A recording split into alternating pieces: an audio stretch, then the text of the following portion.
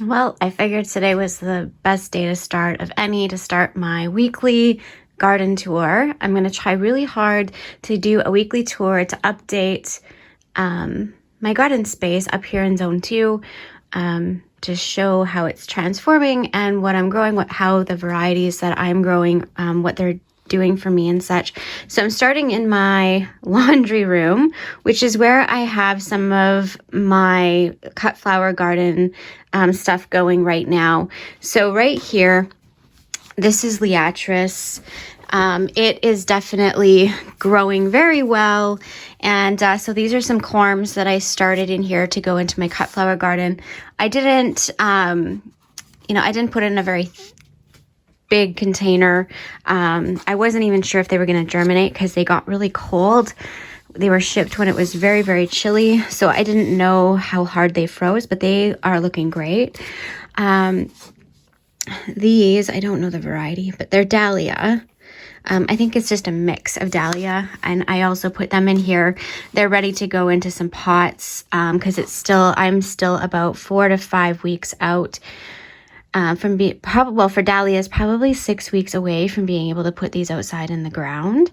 So they're doing well. I will be moving them to a different grow light so that they have more space, but I'll probably be putting them into some deeper soil, just, so they have a good start. These are also Dahlias. They come from a different package, a different company, and so they're just a little slower. They were planted at the same time.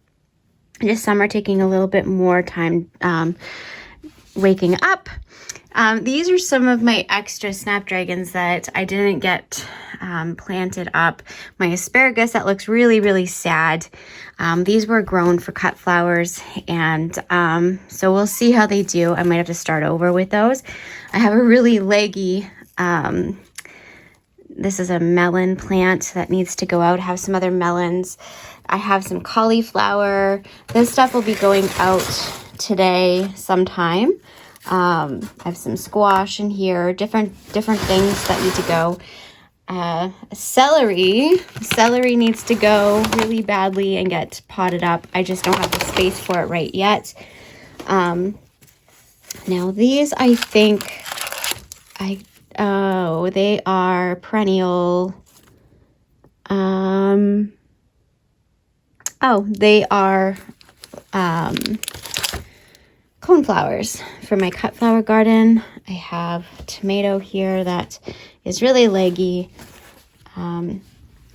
These are more Liatris. They are needing to go out as well. So I'll be potting those out soon. These are for cut flower gardens. I had bought some corms of buttercups, and they need to be put into a different container. They need to go out where it's a little cooler too. I'm going to put these out in the greenhouse in a pot. I only had 2 come up, which was surprising because it was a 5-pack, and they also froze really hard too, but usually they're not bothered so much. I ran out of trays, so I have Dahlias in a roaster. I'm only using that roaster because it won't fit in my oven because my oven is too small and it's too big. And then I have some Cupid starts down there that need to go as well, and some peppers and a tomato, just kind of the oddball things there. And I'm growing a cat, apparently. Hi, Elby. So let's go see my growing room where I have a lot of my peppers and tomatoes. But just to kind of give you a visual, it is a little full in here. It's going to have all new trays of seedlings here today.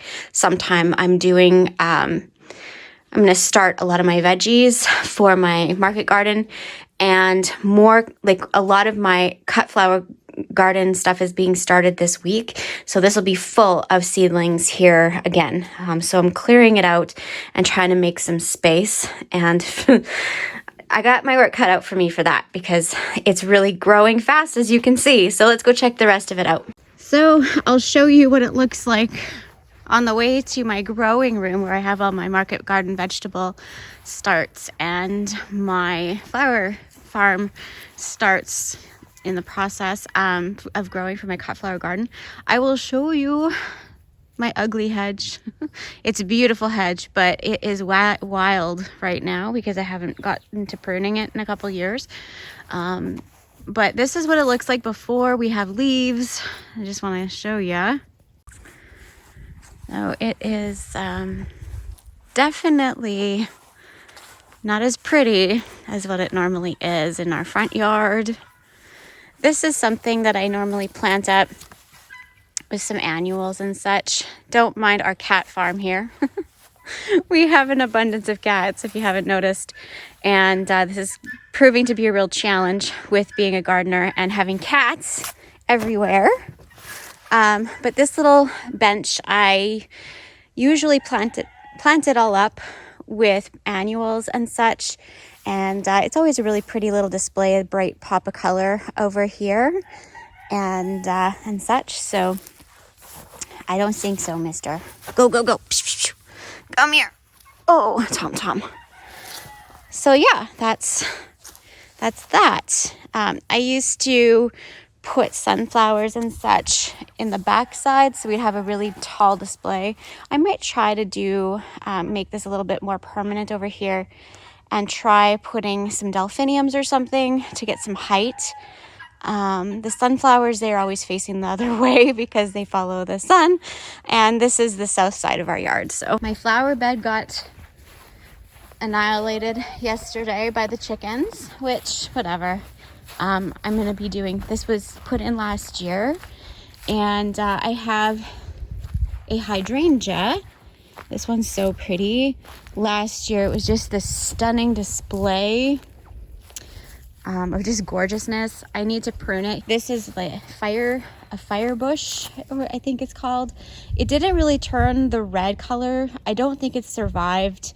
We had 50 below here, negative 55 wind chill this winter, which was much colder than it regularly is by probably about 10 degrees. Usually we only get 40 below, but we had 50 below, and so I don't think it's gonna live. We'll see. I do have some over here. There's some tiger lilies. Over here there's also a bleeding heart that was gifted from a sweet family, a sweet friends of ours. There is some tiger lilies, a peony, and a bleeding heart are all in here. So I'm really looking forward to that getting cleaned up. This horrible mess. I have to clean my lawn line up.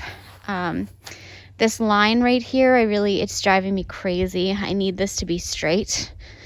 I don't know if you're the same as me, but it needs to be like nice and straight from the house. It drives me nuts when it's all kind of wonky. So there's that. My pool planter boxes last year, they were just gorgeous. They had fountain grass in them. They had two varieties. They had Dark Night, I think it was called, or First Night fountain grass, and purple fountain grass. And this year I'm doing something different, but I would like to stain this week sometime if I get a chance. I want to stain it a darker wood color so it kind of matches my garden boxes over there and whatnot. Over here in this part, I just had annuals here last year. I just had snapdragons because it was beautiful having them here. And I think I'll have a lot of volunteer snapdragons pop up. This year I'm doing Super Tunia Vistas as my border. Right here last year I had salvias, and those they were the black and bloom variety, and they look beautiful. So this year all of those are going to be gone, and it's just going to be a whole bunch of vistas. That's basically it. I had just an arrangement of a variety of colors in that pot. This year I'm planning to do something like a calendula, something as a host plant, so that I am keeping the aphids away from my veggies and other my cut flower garden, which my cut flower garden right now, the plan is to go on the other side of the pool, so you can have a good view from it up from the house, but I'm not sure yet. We'll see. This is a rose. It's kind of like a campfire rose. It's really pretty. I do need to prune it here right away as well. It's kind of cool this morning, so I might actually do that right after I'm done this video. But that's kind of what I'm doing there.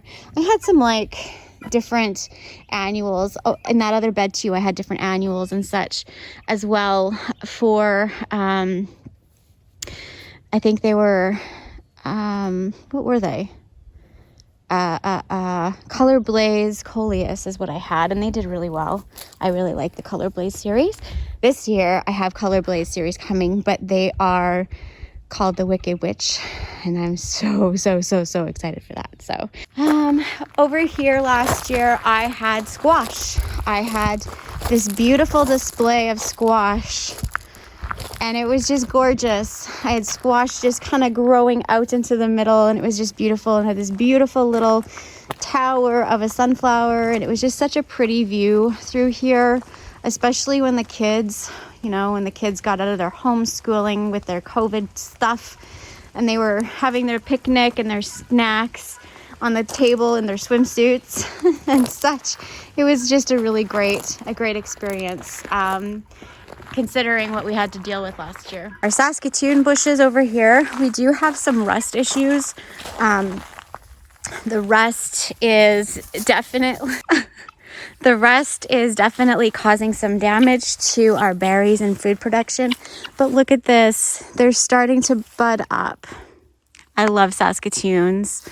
I know some of you don't have these where you live, but oh, hi Guinea. They do have some rust, so because we have a whole bunch of roses in there, like wild roses out in the horse pasture, and then I also bought some roses from a nursery, and when those kind of started to really thrive, I noticed that we got rust because it is a juniper. There's that cross-contamination between the Saskatoon bushes and the rose bushes with that rust disease. So I'm going to have to treat them somehow. I think it's like a copper treatment, but I'm not sure. I have to go talk to my nursery and see. So my garden, let's talk about this for a minute. If you've seen the video, this was my garden, like this spot right here, basically, was my garden space. Like right there, you can see there's kind of a line. This was my garden space, and I could grow like hundreds and probably thousands of pounds of food in this. Like it's bigger than it looks on the camera. It looks kind of small right now, but it is bigger than it looks. And I talked about wanting to expand, because last year I gave away a lot of food as a not really a market garden last year, but I may as well have been, because I kind of grew in that style anyway, and I gave away a lot of food, like pounds of food in boxes, to those that were really struggling with the COVID stuff last year. So this year Tyson decided he was going to help me out to make those dreams come true by rototilling up my entire backyard and saying, okay, you have a great big garden now you can do whatever you want. So he rototilled that all up, and then he brought in a whole bunch of compost. We hauled it, we sourced it from a local farm that runs pretty well organic livestock, so it's really nice dirt. There's a lot of dirt here to move, and it's still frozen, so it's a good thing that I have about 4 weeks before I'm putting seeds in the ground here, because there's no way I'm gonna have a garden at this rate. But we're gonna somehow miraculously pray hard and hope for the best. There's kind of like a line here from the old garden meets the new garden. This is going to be really weedy, because it was just quack grass that he tilled up. So this side is going to be where I'm putting my veggie garden for the market garden, this whole back area. And my personal garden will be in here as well. I'll just harvest out of my, my market garden. And then this side is going to be the flower side. And the reason I'm doing that is because I have some perennials to go in. And this is my main garden, which I have a lot. There's weeds in there, but I've gotten a lot of the quack grass and stuff out. So I feel more confident putting perennials in there that I'm not going to have being taken over by a lot of weeds. It's too wet for me to use like landscape fabric on top, like a lot of food farmers do. And like we have such a short season. We're under snow for most of the year, and I think that I would have a lot of mildew and mold issues to do it that way. I haven't seen any food farmers do it that way. They use mulch. So I will probably use mulch if I need to suppress or like some kind of thing. I don't use cardboard to do the no-till here. I did kind of a lot of research on that. And the reason I'm opting not to try that right now is because the cardboard that I can get, it is sprayed with fungicides and pesticides. The boxes themselves are, and I really don't want to put that in my soil. I want to stay as clean and as organic as I possibly can. But I do know that because of our temperatures, the shipping companies up here, they do use fungicides to keep the boxes from molding from the warm, cold temperatures during shipping. And I really don't want to put boxes as a layer down in my garden. Because of that, I want to make sure that the microorganisms that are in my soil are not going to get any transfer from anything I'm putting on as a base layer. My goal is for soil diversity, and clearly I want to balance the microbiome in the soil and get everything going, functioning properly for a healthy garden. So it's going to be a lot of weed pulling. Lots of weed pulling. Cancel the gym membership. We're going to be working our butts off. That's for darn sure. You ever feel like you're being followed? What are you doing? You're not getting in the greenhouse. Nice try. I know you want in there. Nice tasty snacks. It ain't happening, sister. So, last year I had peas in here and carrots. Peas and carrots in here. So this year, I did not get my garlic planted last year, so I just did it just like a week and a half ago, before the last snow. It was still like it was just when the soil was just workable. So I do have garlic in here. And then I think there's like 200 things of garlic in there, I think, something like that. And then I have some onion sets in there as well, just as an experiment, to see how they do. In this garden bed last year, I had peppers, cucumbers, dill, and tomatoes. No, I didn't have peppers. I had cabbage. I had cabbage in here, and the cabbage moths killed it dead. So this year, I'm not sure what I'm going to do here. I was planning to do like cone flowers, because I think that would be really pretty, like doing perennial cone flowers. I was thinking about putting flowers in all three of these garden boxes, more perennial types. Oh, there's going to be a chicken fight. Oh, maybe not. Yeah, there's going to be a chicken fight. Turf wars. Oh, it's funny. Drama. Chicken drama. Look at that. Run, run, run. Chick, chick, chick. Chick, chick, chick. Oh, now the guineas are coming in to... This is only like their 4th day out on the run, just simply because I didn't have my fences done. So they're just having fun. They're living their best life right now. Oh, chicken drama. So much fun. Oh, Slate, you're not that scary. You can try to be. He thinks he's all that. He does. Oh, and now they're gonna fight over here. It's okay, house chicken. He can't get you. Oh, we got some more drama. Are you coming to investigate? Go kick that rooster's bum. Get him. Get him, Henny. I think that's Phyllis. Which one's Phyllis? That one's Phyllis. Get the rooster. Oh, see what I mean? Just drama. Chicken drama. Oh, poor boy. You got picked on. It's not nice to bully others. Learn from your peers. Sadie, come here. Sadie. Sadie, come. Good girl. Don't eat the chicken. No chicken nuggets for you. Yeah, so I had this, like, these cucumbers trellised up on here. We had lots of cucumbers, actually. I was, like, making a batch of pickles every day, just off of what I was picking there. Or every day. Every week, I should say. And dill, I think the dill's probably reseeded itself, so, yeah. And then this trellis thing, I had it over here kind of thing, like in the garden. And I had tomatoes growing on it, but the tomatoes got planted a little late. So they did produce. They just didn't have a really good season because they were some of my like leggier ones that I put out last minute kind of thing. And such. And then in this one I had celery last year. Over here I had my watermelon pots that I was able to carry in and out, and they did really well here. This year I have hanging baskets for watermelons that I'm able to bring in and out as well. Oh, over here I had strawberries. This needs to get moved. My strawberries I think all died. These are a weed. Now if you know the name of them, they look like strawberries. Oh, maybe those ones are. No, they're a weed.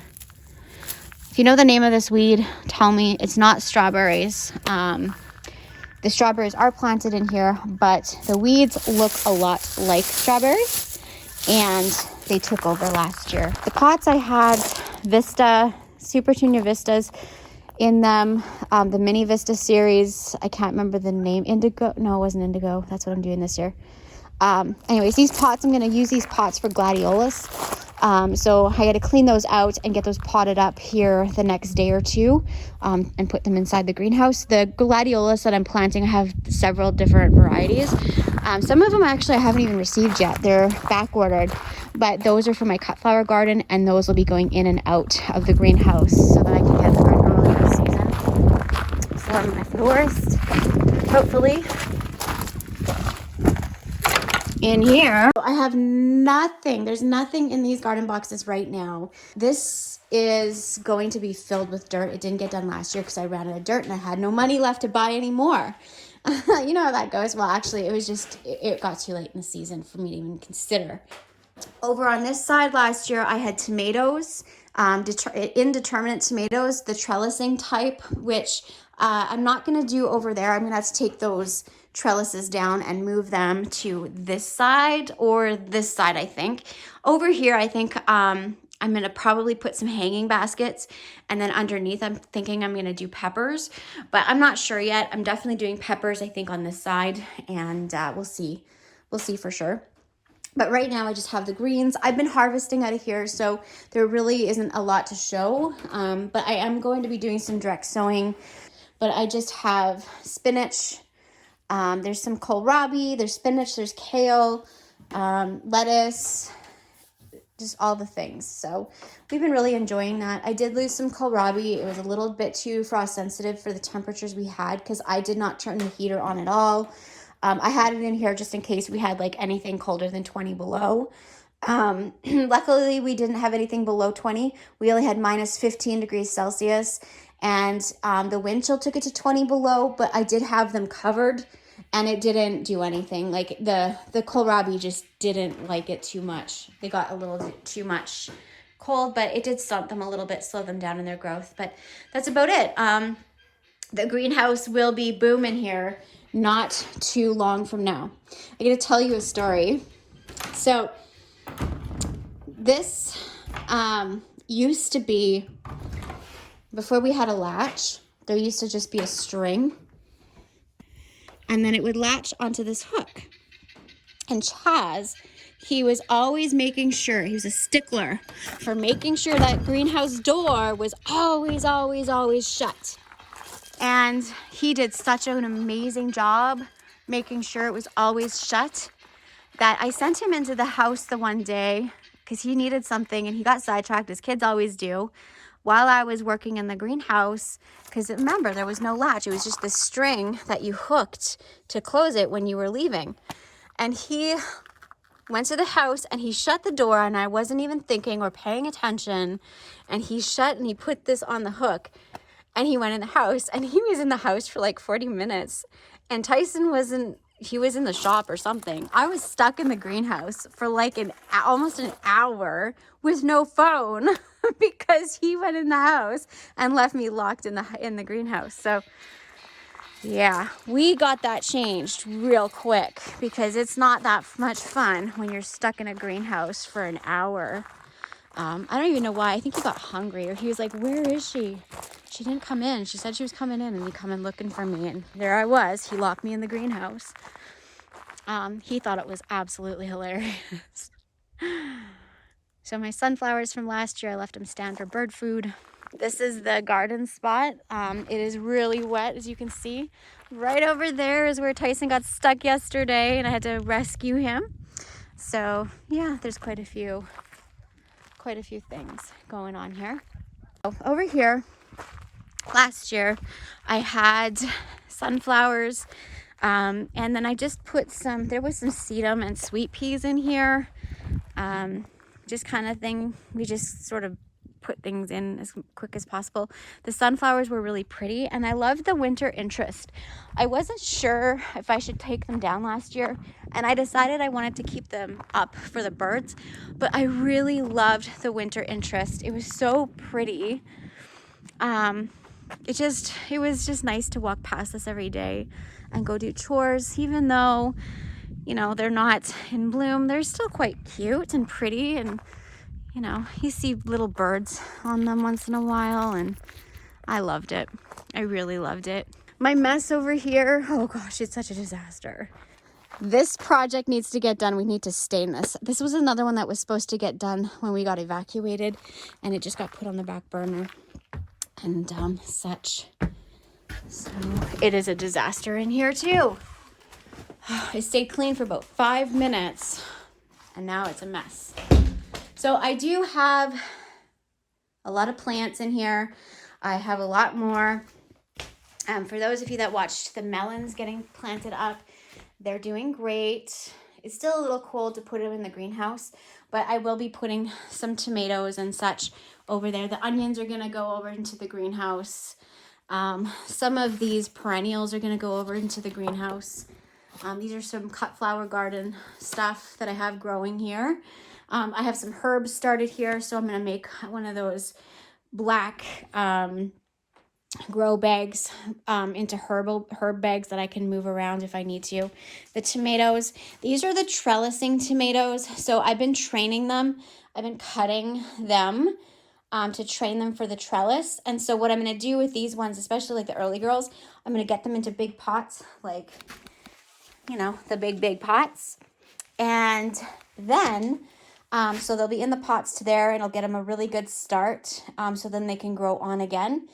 And then they'll be ready to go into the beds for trellising, and they should have a very, very, very healthy root system and be ready to produce for myself. Or if I have some extras that I do decide to sell, I think I have a plenty. These are the purple variety, the indigo rose ones. They're black. And then these ones are the early girls. And they look really nice. They're so happy in here. Some of them are a little bit leggy, but for the most part, they look great. I do have some. I'm pretty sure that this is mislabeled. I'm pretty sure that this one is actually a Tennessee yellow cherry tomato by the way it looks, because it definitely does not look like a Beaver Lodge. It looks like a cherry tomato. So yeah, we have that going on. Some peppers in here. Oh, these are just, how pretty are these habaneros? Hello. Peppers. These are bunny tail grasses. I've cut them down once already. I'm gonna have to do them again. Those are for my cut flower garden. For my florist uses those quite a bit in her arrangements.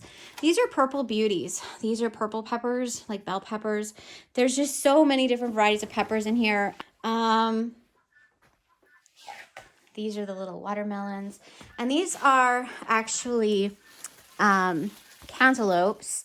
So I just kind of have them right here for now. I just watered them up in their tray. And so I'm going to start working on getting these into pots. Well, I hope you enjoyed garden tour of my pre-season garden tour.